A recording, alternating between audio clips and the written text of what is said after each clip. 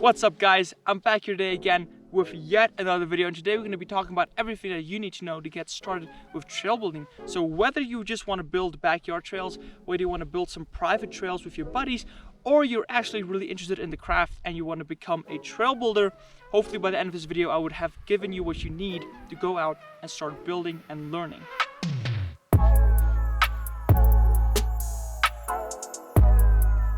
What's up guys, we're up here today at an old trail that me and Jamie built, man, I don't know, 2-3 years ago, and this is the trail that I learned on. This is where I made my mistakes and where me and Jamie learned how to build trails. So yeah, I thought it would kind of be cool to come up here. We've got a bunch of old footage and stuff, so as I'm going to be talking through the tips, I can show you guys old footage of us building this trail. Let's talk about tools first of all, because obviously you're going to need tools to build the trails. And honestly guys, what I'm going to recommend here is that you have 2 tools. No!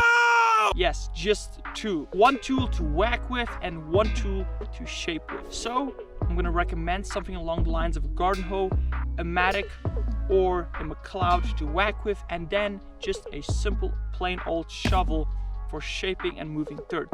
Yes, that's all you need. We built this entire trail with just a garden hoe. If you want, you can add a rake and a saw, and that's literally all you're gonna need, guys. Okay, so you got the tools, but now where are you gonna build? Because that's the one big hurdle with trail building, really, is finding property to build on.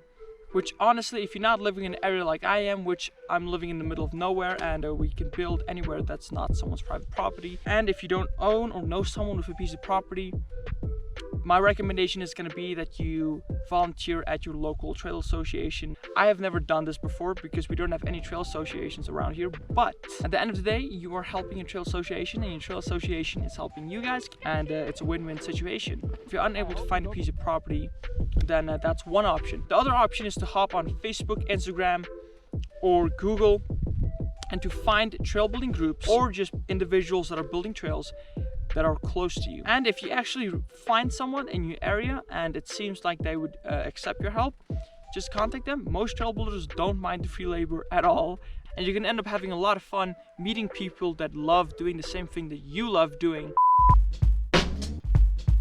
I actually did this a year ago with an event called Kingdom Zero. They were building it 60 kilometers away from here. And I went out, I helped as much as I could. I didn't really learn a bunch, but it definitely did motivate me. And when I came back, that's when I decided to build this trail that we're at right now. And I do not regret the experience.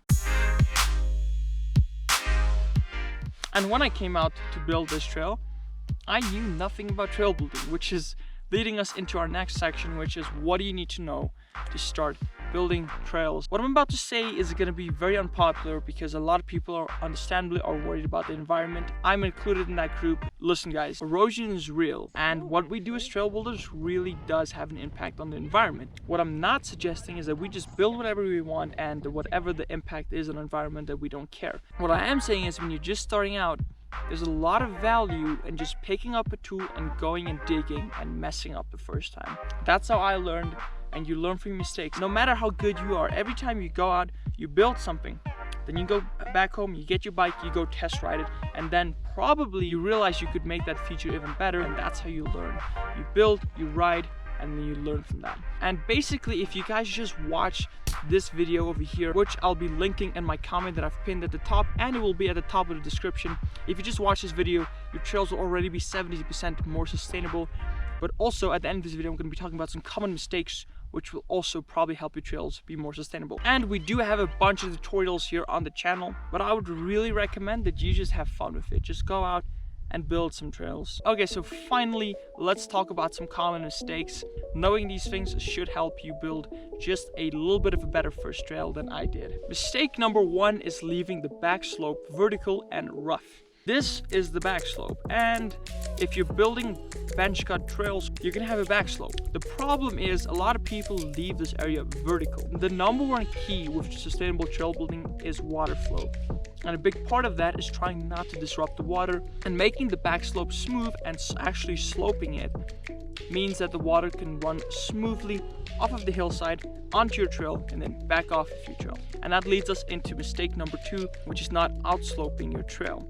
Most people want to make their trail perfectly level and flat, The problem is when the water comes off of the back slope onto your trail, the water is gonna run down your trail. So to fix this, all you gotta do is lean your trail slightly towards the downhill side. And then mistake number 3 is usually just making everything a bit too small. When you're out building and you're tired, your brain, especially my brain, usually convinces me that it's big enough, that the trail's wide enough, that the berm is tall enough. And usually what ends up happening is when you come back with your bike, you start to realize just how big your bike really is and just how fast you really are going. Basically, I usually just try and keep this in mind and I overcompensate. I really hope that I've given you what you need to just grab some tools and go out and build your first trail. Don't be scared, guys. It's a lot of fun.